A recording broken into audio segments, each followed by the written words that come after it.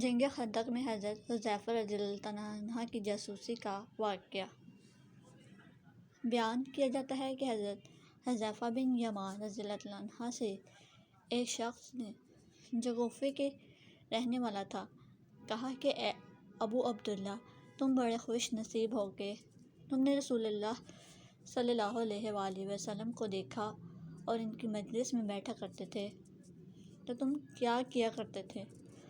حضرت حذیفہ رضی اللہ عنہ نے فرمایا، واللہ ہم جان نثاریہ کیا کرتے تھے۔ نوجوان فرمانے لگے، سنیے چچا، اگر ہم حضور صلی اللہ علیہ وآلہ وسلم کے زمانے کو پاتے تو واللہ آپ کے پاؤں بھی زمین پر رکھنے نہ دیتے۔ آپ رضی اللہ عنہ نے فرمایا، بھتیجے لو ایک واقعہ سنو۔